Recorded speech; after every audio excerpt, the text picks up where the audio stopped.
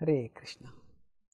Imprecision in identifying our enemies increases our enemies. Suppose in a particular disputed area where there is some insurgents, there are some terrorists acting, the government goes and indiscriminately bombs that area, thinking that everybody over here is an enemy, instead of targeting the particular enemies who are there. Then the result of this is that the whole area that becomes rebellious.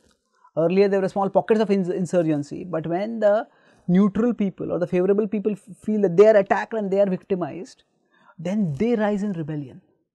And thus the imprecision in identifying the enemies causes the increase of the enemies. Similarly for us, when we are trying to practice bhakti, at that time we have to identify what exactly is our enemy. Sometimes we may say that our mind itself is our enemy, or our inner world with all its negative impressions is the enemy. Yes, that is true, but it is not that the mind is entirely our enemy. In the mind there are lower impressions, there are impressions of our lower desires, lust, anger, greed, envy, pride, and these need to be controlled. In the 3rd chapter of the Bhagavad Gita, Krishna says that indriyasyendriyasyarthe ragadvesho vyavastitau tayor navashama gacche tavyasya paripanthinau. So in the senses, and in many places Krishna includes the mind among the senses, indriyanam manaschasmi. So in the senses and in sense objects, particular attachment and aversions are situated, and they will impel us in particular directions. We should not succumb to them, Krishna says.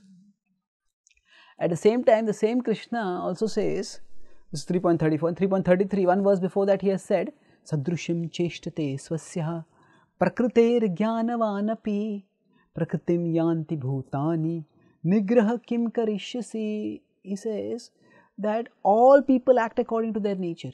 Even those who are in knowledge act according to their nature. Jnanavanapi. And therefore, if somebody tries to repress their nature, what can they accomplish? What can repression accomplish? Nigraha kim karishyasi. So, if when Krishna is talking about our nature, he is talking about not the lust, anger, greed, envy, but our basic inclination of the mind. Some people have a Brahminical inclination, some people have a managerial inclination, some people are intellectuals, some are managers, some are merchants, they have money-mindedness.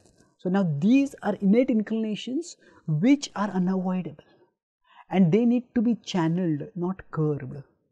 So if we try to reject and repress all our feelings, then the mind will feel so choked that it will rise with a vengeance.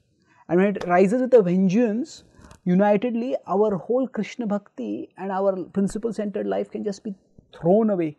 Like if all the people in a state rise against the state, then the state will not be able to manage, control. So the Bhagavad Gita recognizes that we have to identify our enemies. So kamesha krodesha rajoguna samudbhava mahashano mahapapma vidyena mihavarinam. Krishna says the selfish desire that are situated in our consciousness, they are our enemies, and they we need to curb. But our innate nature, if we try to curb it, that will lead to us feeling choked and repressed, and we will not be able to continue it.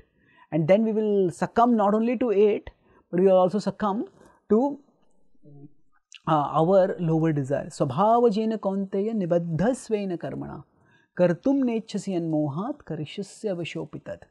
In 18th chapter, 59th verse, Krishna says, 59th, 60th verse, he says that actually, Arjuna, you think that now you will not act, but your swabhava will force you to act. Nibaddhasvena karmana.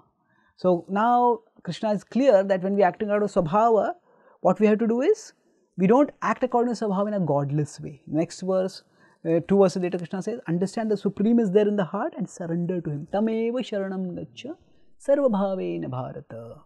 So we use our nature to move towards Krishna, and that in the mind, the desires which take us away from Krishna, we reject them. But we don't reject our nature. By identifying our enemy clearly, we can fight against the enemy and use the rest of the impressions in our mind as channels for moving towards Krishna. Thank you. Hare